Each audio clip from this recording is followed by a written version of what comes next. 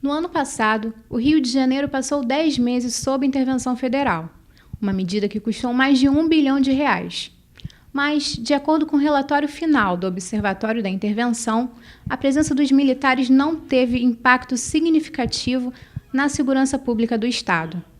E o início de 2019 mostra que o Rio ainda tem problemas não resolvidos. No início de fevereiro, 15 jovens foram mortos pela polícia nos morros do Falé e dos Prazeres.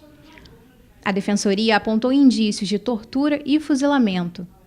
Em outro caso, uma menina de apenas 11 anos levou um tiro de fuzil no peito, enquanto descascava cebolas em frente a um bar na Zona Norte. De acordo com a mãe, policiais chegaram atirando no local. Outro jovem de 19 anos, acusado equivocadamente de furto, foi imobilizado e sufocado até a morte por um segurança em um supermercado na Barra da Tijuca. A gente conversa agora com Pedro Paulo da Silva, um dos pesquisadores que colaboraram na produção do relatório final da intervenção. Boa tarde, Pedro. Boa tarde. O relatório apresenta um balanço completo das ações do Exército e os medidores da violência durante esses 320 dias de intervenção, né? Como foi feito esse monitoramento? Então, a gente fez um monitoramento, primeiramente acompanhando as principais mídias do Rio de Janeiro e algumas de São Paulo, alguns dos principais jornais, no caso, acompanhando também mídias alternativas, alguns jornais alternativos, também colhendo informações com ativistas que trabalham em favelas de diversas regiões do Rio de Janeiro e também com algumas parcerias que a gente tem, como o Laboratório de Dados Fogo Cruzado e o Defesap. Um dos resultados positivos comemorados pelo Gabinete de Intervenção Federal foi a diminuição de crimes contra o patrimônio, como a redução de 17,2% em roubos de carga. Mas no interior do estado, esse tipo de crime aumentou quase o dobro. Quais seriam as possíveis causas para esse deslocamento da criminalidade? Primeiramente, o aumento ostensivo do policiamento em algumas regiões que são tidas como de maior periculosidade fazem com que essas quadrilhas elas migrem para outros lugares. Esse é um principal, inicial problema, no caso. E também é uma falta de ações de inteligência, no caso, a investigação, para você tentar desbaratar esses grupos e impedir que eles continuem roubando em outros lugares. O número de mortes causadas por agentes do Estado durante a intervenção foi 33,7% maior do que no ano anterior. Caso o projeto de lei anticrime proposto pelo ministro Sérgio Moro seja implantado, quais seriam os possíveis impactos nesse cenário que já é violento? Caso o projeto de lei do ministro Sérgio Moro seja implementado, o que a gente pode encarar, a gente pode ver, observar, é um aumento da impunidade em relação às mortes cometidas por agentes do Estado.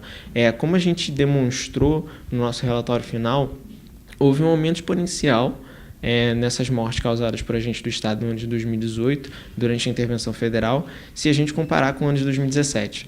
Então, o que a gente poderia encontrar é um aumento ainda maior nos já altíssimos números de mortes por intervenção policial. Que pontos não têm sido analisados na construção de políticas públicas para atacar de forma eficiente a violência?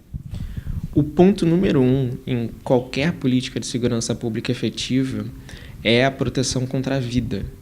A política pública de segurança pública ela tem que ter um foco de proteção à vida.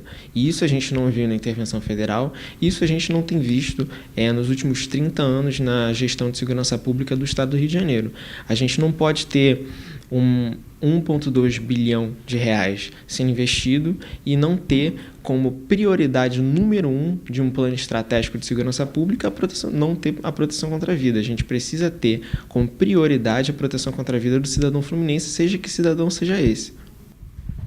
Bom, o Observatório da Intervenção publicou o relatório no dia em que se completaram os 11 meses do assassinato da vereadora Marielle Franco.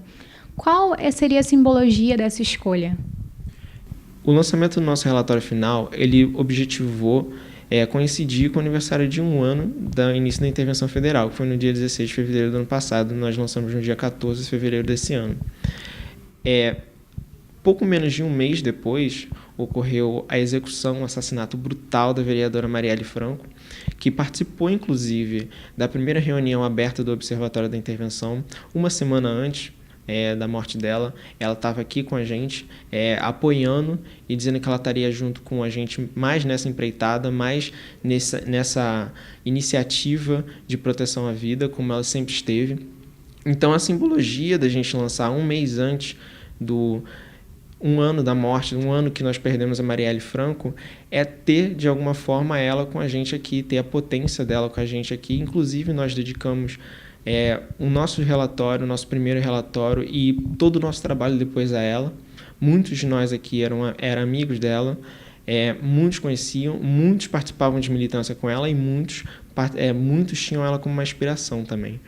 Então, é simbólico no sentido de a gente entender que a luta pela vida nas periferias e favelas do Rio de Janeiro, que era uma pauta dela, que era uma pauta primária dela, tem que ser a pauta primária de uma segurança pública.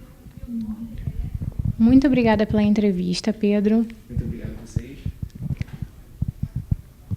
Gabriela Rodrigues, para a TV PUC Rio.